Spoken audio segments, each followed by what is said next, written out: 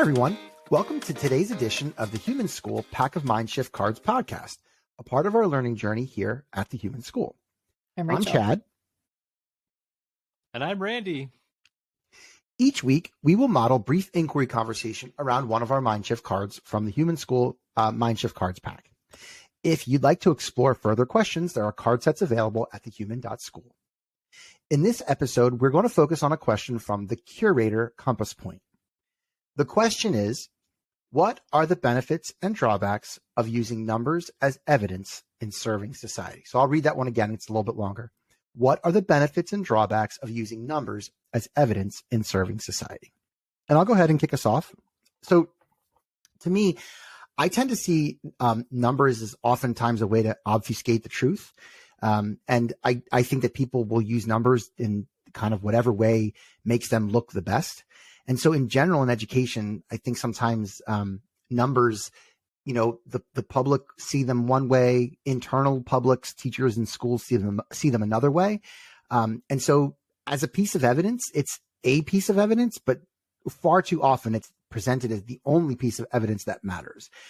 I'm far more interested in the narrative of the story or root cause than I am in the numbers themselves. So I would say that one of the drawbacks is that numbers are easily manipulated or hidden or used to provide support for something because they're just numbers. So, Rachel, I'm wondering what your thoughts are.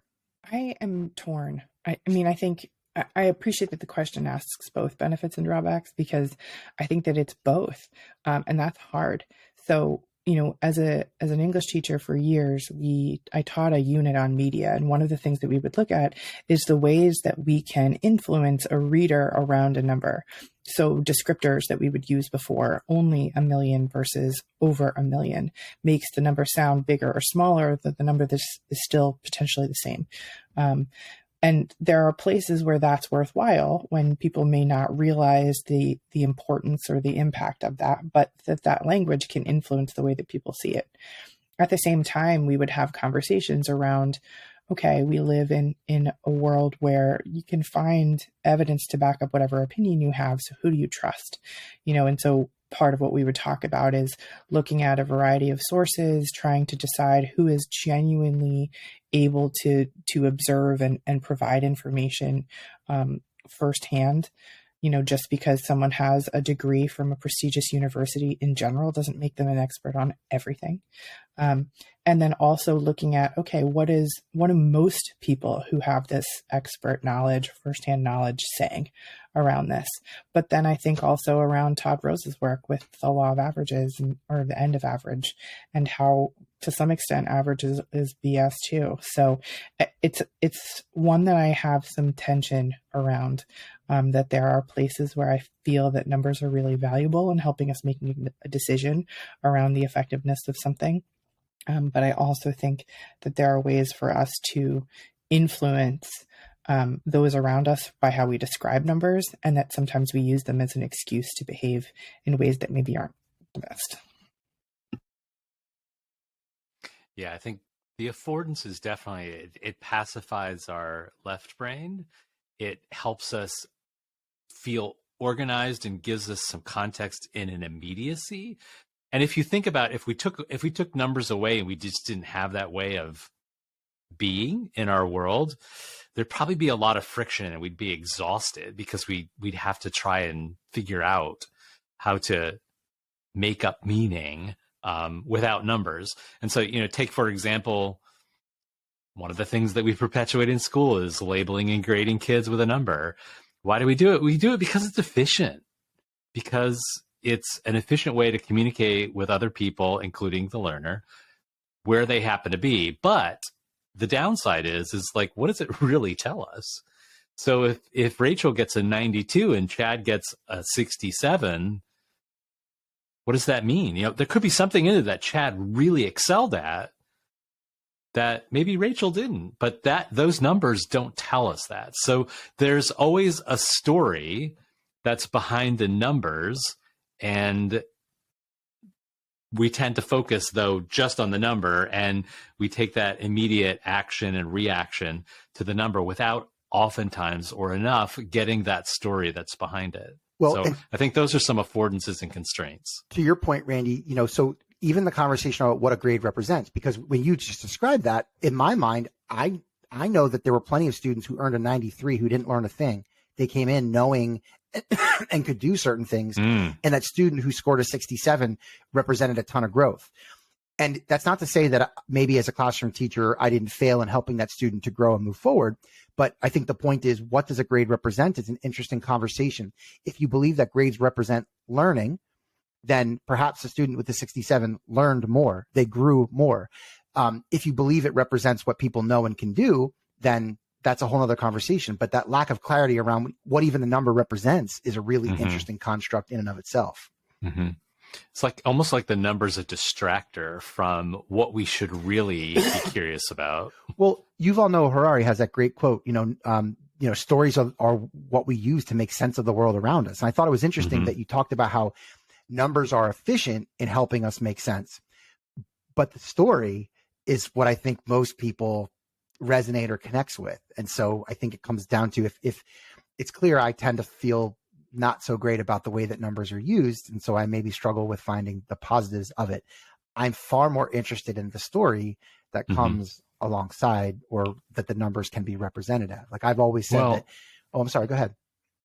I was just going to say that it's the story that makes it human. A number isn't human. A number doesn't tell us anything really from a human perspective, but it's the story that allows us to connect to the human that's behind the story. And I think that's why people find stories to be so addicting, because they're human. I mean, I think about how a typical thing that happens in most schools and districts is you're asked to present your data, present your achievement data. And what most people do is they put a bunch of graphs and charts and things on a slide, and they go and they do it. And they either do it, as quickly as they possibly can, or they come in and they do so much that it overwhelms people, or they come in and they only give the data that makes them look good. And the missed opportunity in all of that is, how might you pick and identify 4 or 5 kids and tell their story? Who are they? Show them as a whole person, show them as a whole human. And what's all the different pieces of evidence that we have around that? How would that be more powerful and in support of the work that we want to accomplish and the support that we need from our community, than to present it in a way that's narrative as opposed to just numbers? So I don't see many people doing that when it comes to presenting their data. I still feel really in the middle about it, because I mean, again, as an English teacher, the story was the thing, right? That's the whole, and it's a huge part of what makes us human. But then I also go back to the conversation around evidence and how hard it is for us. I think that we really like the anecdotal evidence because it is human and it is recognizable, and numbers are cold and unfeeling, and that's not who human beings are.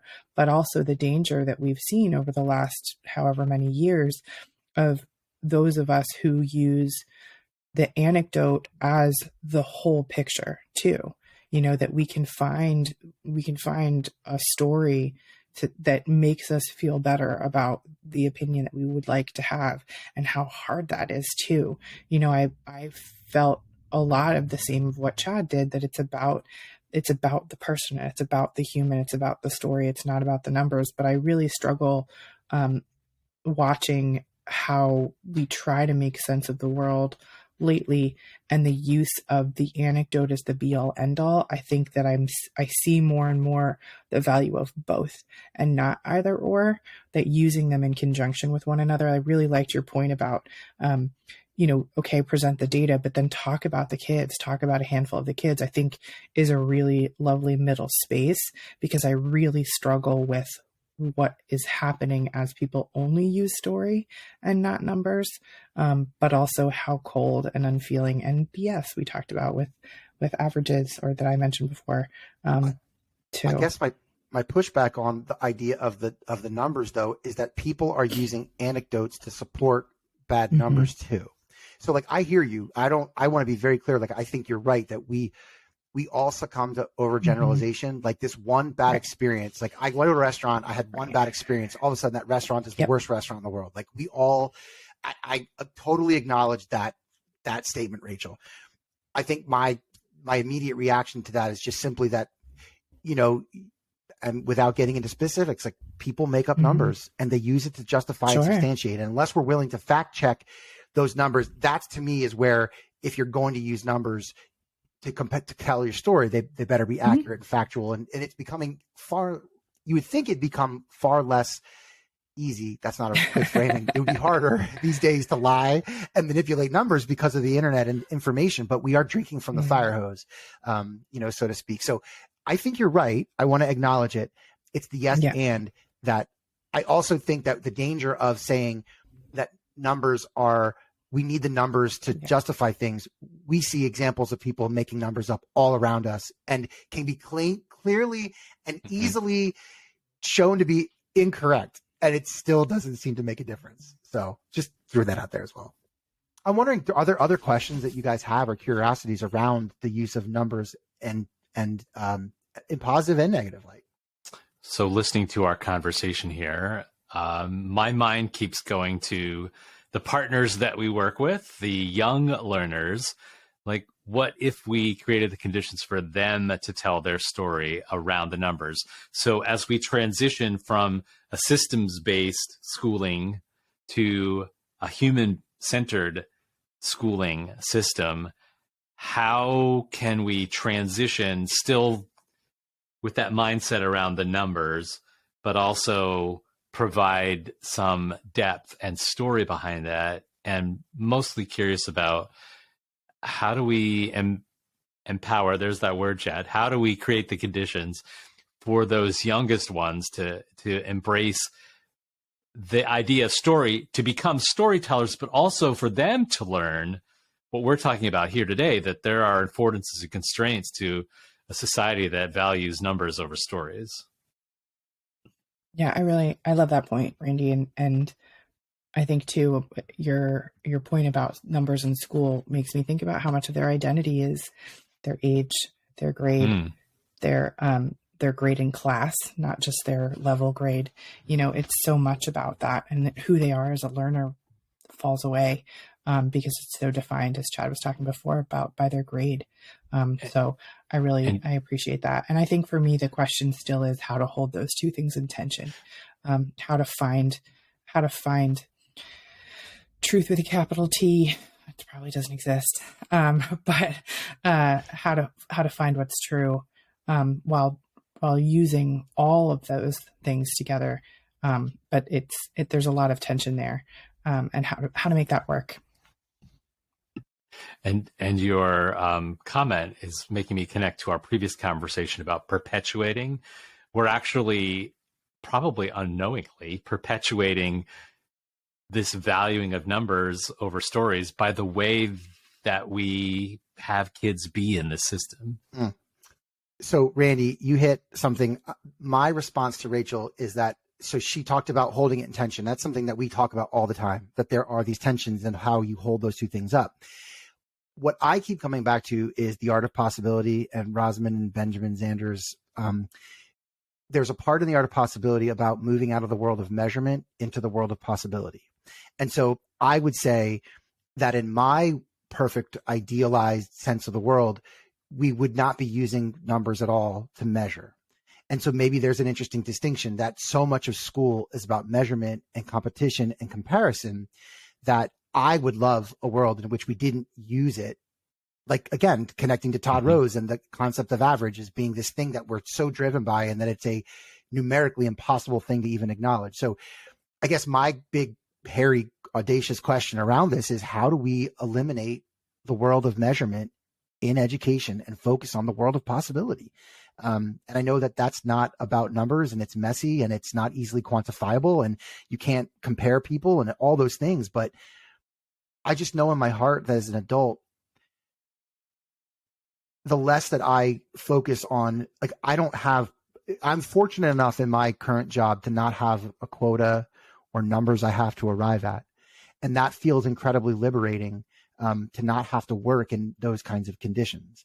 And why is it that school trains kids that the size of your paycheck or the amount of things you can produce is what matters in this world? And I'm still not old enough, we're too cynical enough yet to think that we can do better. So I appreciate Rachel's comment about that tension.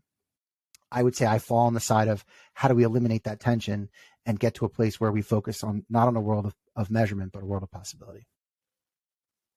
So I will wrap up our conversation here by simply saying that all good inquiries lead to more curiosity. And we hope that as you begin to shift your mind, that you'll share your thoughts and your ideas with us and with the community at thehuman.school.